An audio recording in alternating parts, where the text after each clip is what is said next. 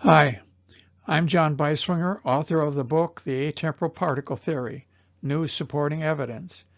My book promoter wants me to provide you with some personal background, so here goes. My brother Bernie and I grew up in this small home in Shorewood, Wisconsin. We spent much of our time at Estabrook Park, pictured below. While still in elementary school, Bernie and I saw the movie Young Tom Edison, starring Mickey Rooney. Edison's early inventions intrigued me, and I decided to become an inventor. I took a course in electronics at a high school in Paterson, New Jersey, and when I graduated and left for home, I decided I would design electrical and electronic products for the average consumer. Almost the day I arrived, I was hired by a TV repair shop where I learned a lot more. I went to school part-time at Marquette School of Engineering, and later I attended the University of Wisconsin in Whitewater, majoring in physics. When I was 23, I started the Electromatic Corporation with 2 electrical engineers. A year and a half later, I sold the company and my first patent to an automotive accessory manufacturer. I went to work for them as a design engineer, and my product research design engineering career began. I was soon hired away by a product development firm, and then by a housewares manufacturer, and finally by a lawn and garden product manufacturer, where I was promoted to executive vice president. I met my wife Kim there. These are just some of the products I have designed in my career, resulting in 30 U.S. and foreign patents.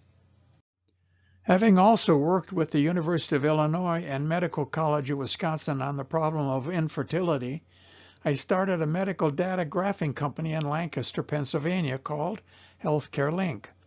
After Kim and I ran the company for 8 years, I created a product that makes recording the data quick and convenient for the patient.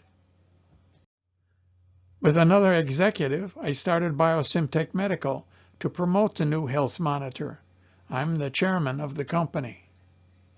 Over the past 30 years, I have wondered how it is possible for a single human cell, a zygote, to develop into a beautiful, creative human being such as my daughter Laura. I wrote to Carl Sagan, the scientist and creator of the movie Cosmos, about the same question. He answered, "That is precisely the amount of information gathered over billions of years of chaos. Of course, that only works if humankind has been around for billions of years." In other words, he didn't know. I also wondered how it was possible to recall an event in Laura's life in full color, which occurred 50 years ago in just an instant. I have since collected the answers I discovered to these 2 questions, and to many more unanswered questions and unexplained phenomena, into my book. Let's start. Scientists will not be able to understand vision, consciousness, autism, savant abilities, nor cellular control, including DNA replication, mitosis, meiosis, and certainly not cancer, until scientists look beyond the corporeal aspect of life. The atemporal particle theory also suggests a new view of creation and the beginning of life. First, the fundamental theory. There are 3 states of existence. 1, a state in which there is the limitation of both time and sequence. 2, a state in which there is only the limitation of sequence. And 3, a state in which there is no limitation of time nor sequence. What does it mean to be in the temporal state, limited by time and sequence? It takes time to cut the lawn and time to vacuum the carpet. We can't do things instantly. I think this guy should have started much sooner. So, time is the limiting factor when we want to get something done. As physical humans, we are therefore limited by time, but time is not our only limiting factor. We are also limited by sequence, the order in which events follow one another. Once an event occurs, we can't make it unoccur. Each event becomes part of the sequence of events in one's life. We, in our physical lives, are limited by both time and sequence. I call that the temporal state. Yes, there is a creator who is not limited by time nor by sequence. The creator is in what I call the concurrent state. But there is clear evidence that a state exists between the temporal state and the concurrent state in which there is only the limitation of sequence. I call it the sequential state. This foundational, fundamental theory must be accepted and kept top of mind to understand what follows. The universe and time itself had a beginning in the Big Bang about 15 billion years ago, just as Stephen Hawking said, starting with an infinitesimally small, infinitely hot, infinitely dense cosmic singularity, which had to explode the instant it was created. The cosmic singularity was created from nothing by the Creator, who is not limited by time nor sequence. A botanical singularity was then created, containing every form of a meristematic cell capable of growing into every plant type on the earth. The botanical singularity was created from nothing by the Creator, who is not limited by time nor sequence. And finally, a biological singularity was created containing the stem cells of every creature having life, from the simplest life form to the most complex. The biological singularity was created from nothing by the Creator, who is not limited by time nor sequence. And from the most complex stem cell types, humans were created by the Creator. Every living animal cell containing DNA is tripartite. Coincident with the corporeal cell of the zygote is an identical incorporeal cell, and at the functional center of the cells is an atemporal massless particle, which will direct all functions of the cells, store all memory, and co-generate consciousness.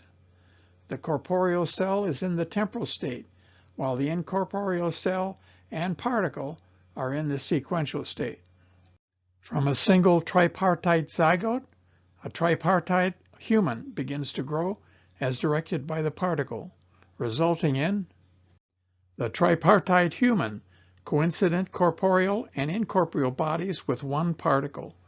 The corporeal body is imperfect due to errors in DNA. The incorporeal body is not and does not age beyond maturity. The coincident temporal state body and sequential state body are one person. However, the sequential state body can separate from the temporal state body quite readily. Out-of-body experiences are common, but difficult to verify. Near-death out-of-body experiences are often verifiable because the individual can later describe seeing and hearing things that could not have been experienced by the temporal state body.